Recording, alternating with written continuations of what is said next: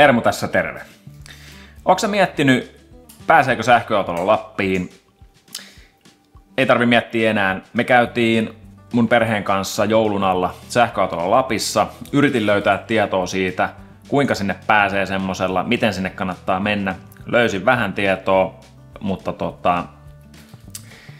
ei semmoista käytännönläheistä ja semmoista niinku ehkä täysin rehellistä tietoa siitä, että miten siihen kannattaa varautua ja kuinka sinne pääsee. Käydään kohta kohdalta läpi meidän matka, montako latausta, paljonko se maksoi yhteensä ja vähän ongelmia siitä. Lähdetään katsomaan.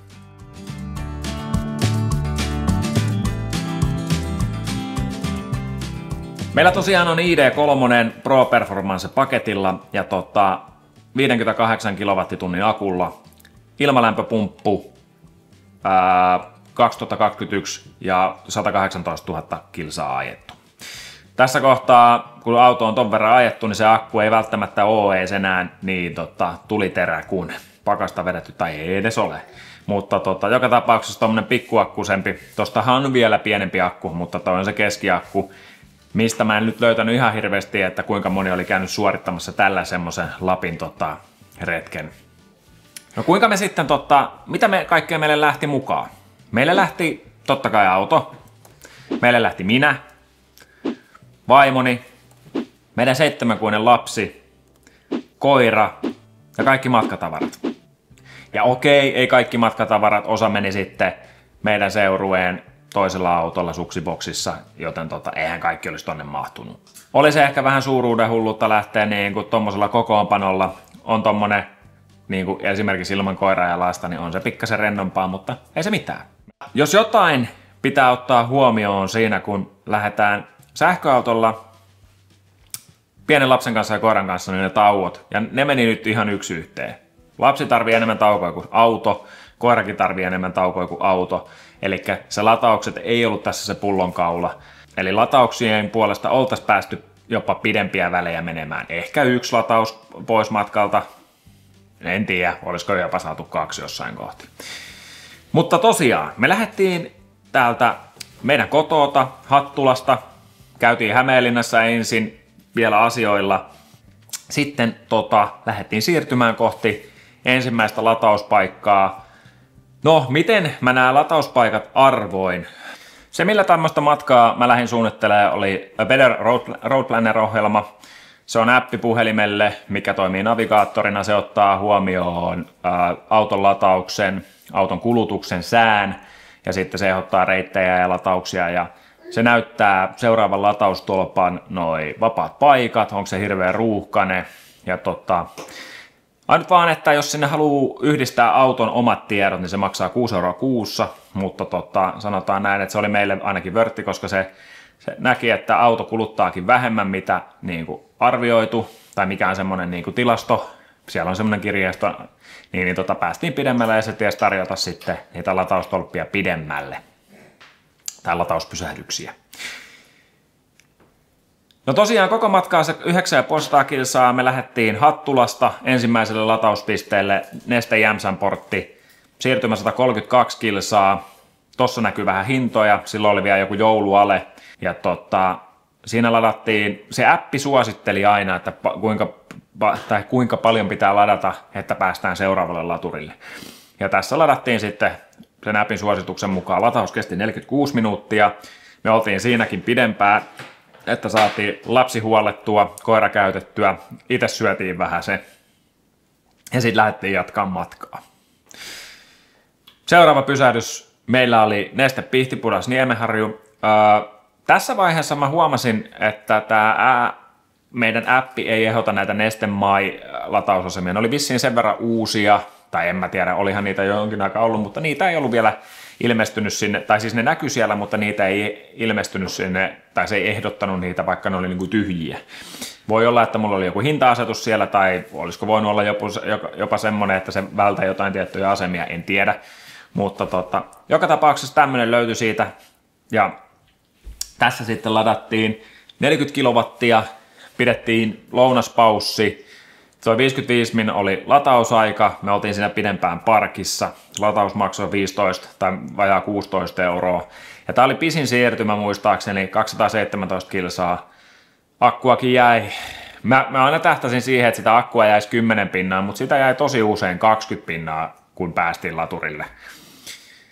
Se on vaan merkki siitä, että auto kulutti vähemmän mitä se appi, niin kun se kulutus kun putoo koko ajan, niin se appi laski sen, että mentäisiin niin silleen, että oli 10 pinnaa, mutta sitten kun se putosi se kulutus, niin sitten sitä oli jäänyt sitä akkua aina sitten vaan enemmän.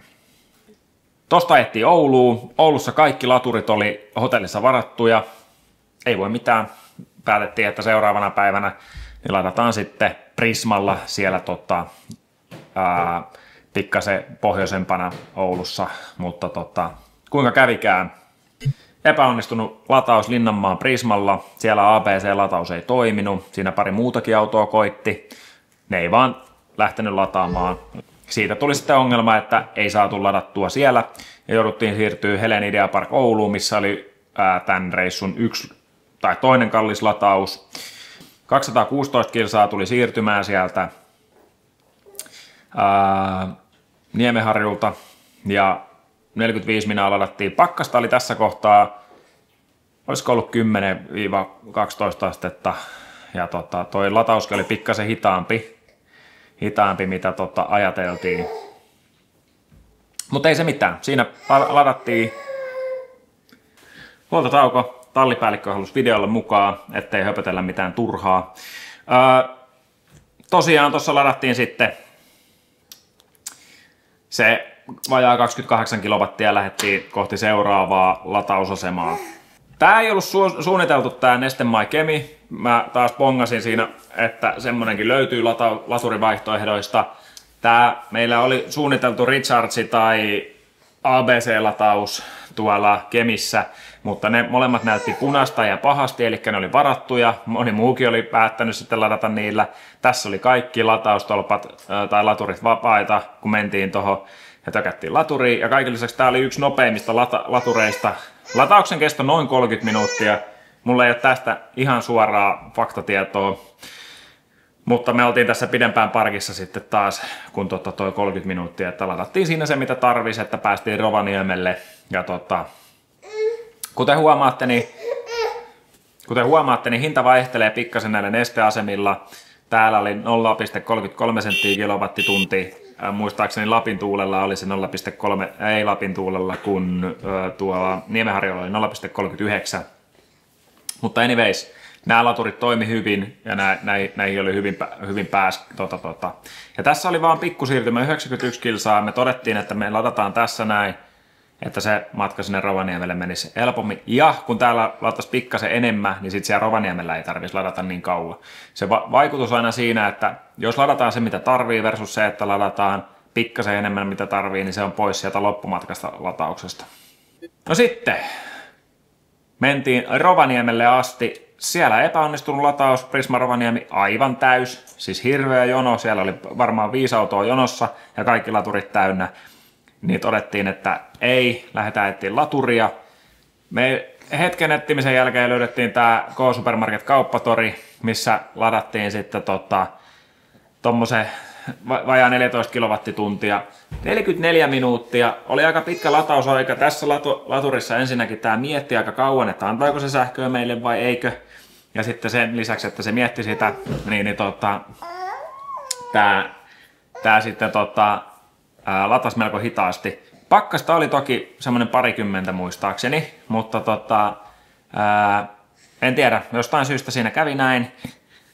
Me oltiin siirrytty sieltä Kemistä se 124 kilsaa ja tässä sitten katsottiin, se oli muistaakseni 89 pinnaa piti olla akkua tässä kohtaa, että päästiin tonne kohteeseen. Rovaniemeltä Kittilään on semmonen 170 kilsaa reilu ja me taivallettiin se sinne kohteeseen. Ruvettiin viettää lomaa ja siellähän pakkaset kiristyi sit aika kovaksi loppuviikosta meidän lomaa. Ja tosiaan siellä rupesi olemaan semmoista 25.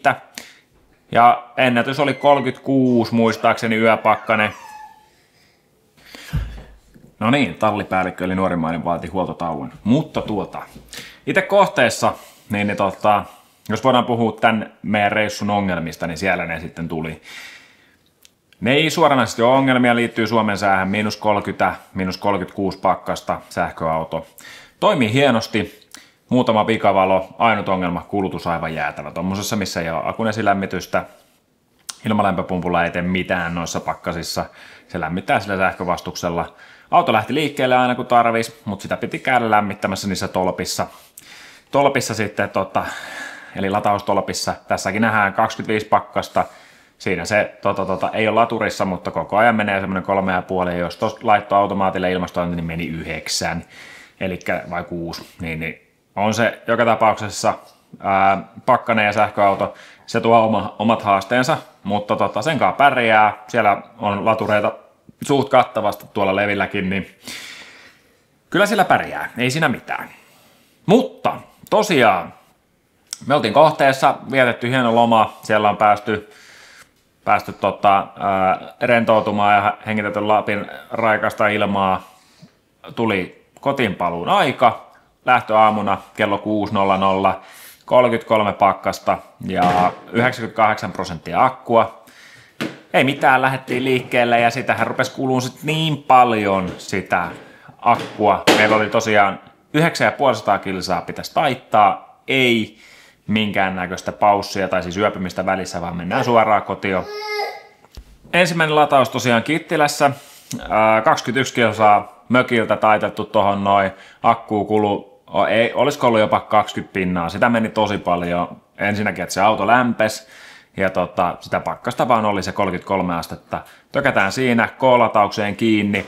K-lataus ilmoittaa, että 11 kilowattia mennään sisään, auto ilmoittaa, että 3 ottaa vastaan, eli lämmitykseen meni sitten akun lämmitykseen aika paljon sähköä tässä vaiheessa.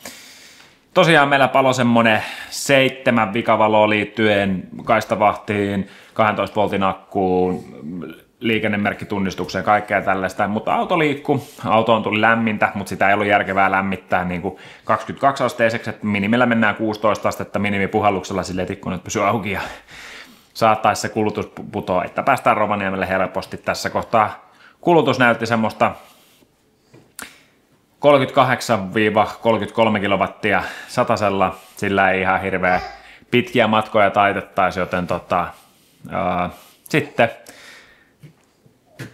päädyttiin kuitenkin jatkaa matkaa ja jännityksellä lähdettiin sitä Kittilästä, semmoinen 150 kilsaa olisi sinne Rovaniemelle ja se kulutus rupesi kyllä putoamaan nopeasti, se putosi sinne 28, putosi jopa 25, mutta oli tosi kylmä autossa ja maantienopeus oli jotain 80 tyyliin.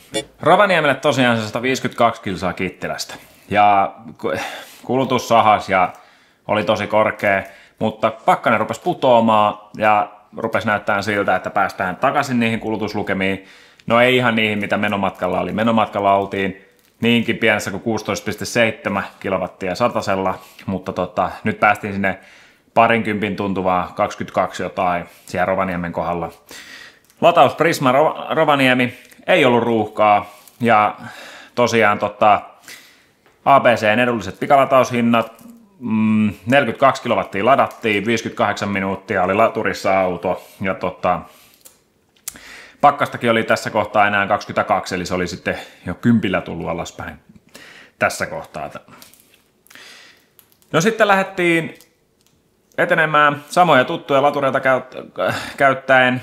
Neste Kemi Lapin tuuli, 121 kilsaa, tultiin Rovaniemeltä 33 senttiä kilowattitunti ja mentiin taas sen appin mukaan, mitä se neuvoo, että pitää ladata, että päästään niin kuin seuraavalle laturille ja otettiin aina siihen pikkasen varaa, että ladattiin pikkasen enemmän, mitä se appi suositti. Tämän jälkeen meidän piti appin mukaan pysähtyä ABC-tupoksella Oulussa, mutta siellä ei ollut sitten niin kuin koko siinä aikana, kun siirryttiin sinne, niin vapaata, niin sitten todettiin, että pysähdytään Nesteen mailla Oulun tullilla ja siinä se sitten tuommoisilla spekseillä 55 minaa ladattiin siinä, syötiin lounas ja ei ollut, lataukset ei ollut niin kuin missään kohtaa, ehkä ihan kotimatkan loppupäässä, niin siellä sitten jouduttiin odottelemaan niin kuin lataamista, mutta muuten niin aina syötiin ja vaihdettiin vaippaa ja semmoista koko se aika, kun lataustot, eli niin sanotusti tekemistä oli. No sitten Neste Mai Pihtipudas Niemenharju, tuttu laturi, 196 kilsaa. Appi olisi itse asiassa suositellut, että oltaisiin pysähdytty jo vaskikellon kohdalla, mutta todettiin, että ajetaan nyt, kun lapsi nukkuu ja koira on rauhassa ja muutenkin oli rauhallinen liikenne, niin annettiin mennä vaan. Täällä lataus 50 minuuttia ja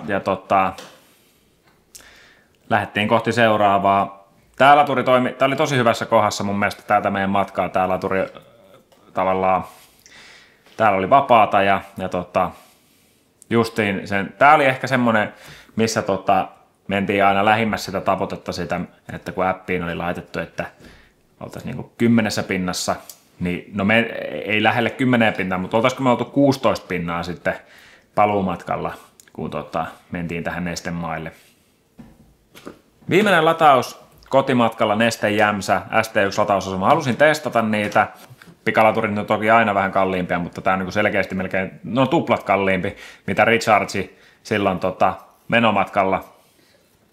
Mutta ei se mitään, tuossa ladattiin ja tuosta oli semmoinen 130-140 kilsaa kotio, niin ei ladattu ihan täyteen. Appi muistaakseni sanoi, että 60-65 pinnaa, mitäköhän se on, jotain sen suuntaan, että päästään kotioon. Ja me ladattiin sitten, päädyttiin lataan 70 pinnaa. Nopea Burger Kingin mätöt tuossa vielä 40 minuutissa kerkesi hienosti tilaa ja syömään. Ja lapsi nukkui tässä kohtaa jo yöunia, että oltiin jo sen verran ehtoon puolella siinä kohtaa matkaa. No, eli kotimatka sisälsi 6 pysähdystä ja menomatka niin 5 latausta plus sitten hotellipysähdys, missä ei sitten ladattu, mutta 5 latauksella mentiin ja 6 tultiin takaisin. Meillähän loppusummaksi tuli 116 euroa 33 senttiä 1902 kilometrin matkasta. Pitää huomioida, että tässä ei ole otettu huomioon kotilatausta. Me lähdettiin 100 pinnalla matkaan täältä kotota, niin no se on noin 4 euroa varmaan suurin piirtein se kustannus. Mutta tuossa on niinku pikalataukset, meno ja paluu, ei otettu huomioon kohteessa latauksia, niitä tuli noin varmaan 20 eestä, mutta anyways, niin tossa mitä niin kuin meno- ja paluumatkalla latailtiin. Se mitä mä huomioisin sähköautolla, kun mennään Lappiin. Jos mahdollista, hanki sähköauto, missä on akun esilämmitys. Se helpottaa pakkaskeleen huomattavasti, lataus on nopeampaa ja se auto todennäköisesti käy pikkasen, tai käy, jos sähköauton käymisestä voi puhua, mutta se auto tykkää siitä, että sähkö on lämmin. Muita huomioita, aja yöllä, jos mahdollista. Silloin latureita on enemmän vapaana. Toki jos kaikki ajaa yöllä, niin silloin ne on päivällä vapaana, mutta yölle kun ajoittaa edes osittain, niin nuo laturit on paljon enemmän vapaana. Me ei ajoitettu, ei tullut ongelmaa, mutta sitten pitää olla vain skarppina ja katsoa niitä latureita. Ja sitten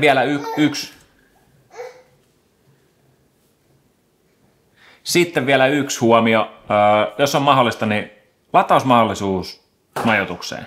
Se helpottaa huomattavasti, että sä pystyt siellä lämmittämään, jos on akun esilämmitys, ja lämmittämään sitä autoa ylipäätänsä ilman, että sitä akkuu hirveästi kuluu. Ja lähtee ihan täydellä akulla. Ei tarvitse ottaa mitään S-Marketin pikalaturia, että se on täynnä, tai että sä pääset sinne lataan, että sä pääset seuraavana päivänä lähteen. Se on hyvä lisä, jos vaan löytyy mökki, missä on toi mahdollisuus ladata. Mutta sähköautolla Lappiin, se on mahdollista. Se on täysin mahdollista. Lähtisinkö toisen kerran? Lähtisin, mutta muutamia huomioita. Pitäisi olla semmoinen sähköauto, mikä ei nyt sinänsä liity sähköautoasiaan, missä on enemmän tilaa. Meillä oli auto aivan täys.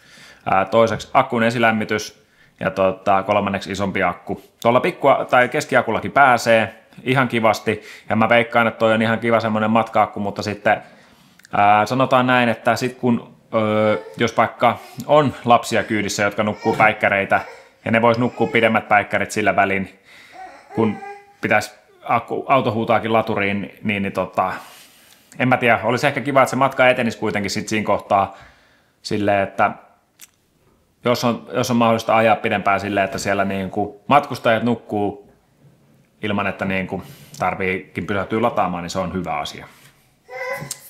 Se vähän nopeuttaa sitä matkantekoa. Totuus on kuitenkin se, että kun siellä latausasemilla joutuu olemaan ja odottelemaan, niin 6 pysähdystä paluumatkalla ja 5 pysähdystä menomatkalla, ja otetaan vaikka keskiarvo semmoinen 45 minuuttia, tai otetaan vaikka tunti pysähdyslaturilla, niin onhan se on paljon matka-aikaa lisää, mutta edelleen mä suosittelen sen, että kun sähköautolla lähtee Lappiin tai jollekin pidemmälle matkalle, niin miettii sen matkan myös silleen, että se ei ole mihinkään kiire. Se on paljon helpompaa. Aina se ei ole mahdollista, ja sitä ei kannata niin kuin miettiä silleen, mutta jos sen pystyy ajattelemaan silleen, että no tässä ladataan ja syödään ja pidetään kahvitaukoa ja semmoista, niin ei siinä mitään ongelmaa siinä matkustamisessa ole. Mutta se kuuluu siihen. Pistoolista saa nopeammin polttoainetta, mutta meidän kohdalla se ei esimerkiksi ollut ongelma, koska tauottaa piti joka tapauksessa. Mutta joo, jos sulla on kokemuksia sillä sähköauton Lapissa käymisessä, missä ikinä Levillä, Rukalla, Ylläksellä, ihan tuolla kärjessä, niin kerro kommenteista, miten se onnistui. Mä mielellään kuulisin muidenkin kokemuksia, miten sähköautolla onnistui Lapissa käyminen. Mä tiedän, että se onnistuu, me ollaan nyt käyty siellä ja se ei ollut mahdotonta, se ei ollut edes mitenkään niin kuin tuskallista, mutta lähinnä vaan se, että mitä kikkoja olette itse käyttänyt, oletteko käyttänyt jotain reittisuunnitelmaa vai mennyt vaan fiiliksellä. Toiseksi, jos tykkäsit tästä videosta ja haluaisit enemmän nähdä tämmöisiä analyysejä sähköautoista tai talon remppaamisesta tai mistä tahansa, niin tämmöisiä videoita saattaisi putkahdella lisää, niin pistä kanava tilaukseen, tykkää videosta ja kommentoi, jos on nyt vaan jotain muuta kommentoitavaa. Sähköautovihaajat tervetuloa myös, bensa-autolla pääsee hienosti ja dieselilläkin, mutta me lähdettiin koittamaan sähköautolla ja se todettiin nyt onnistuneeksi. Kiitos, että katsoit videon ja nähdään ehkä seuraavan videon parissa.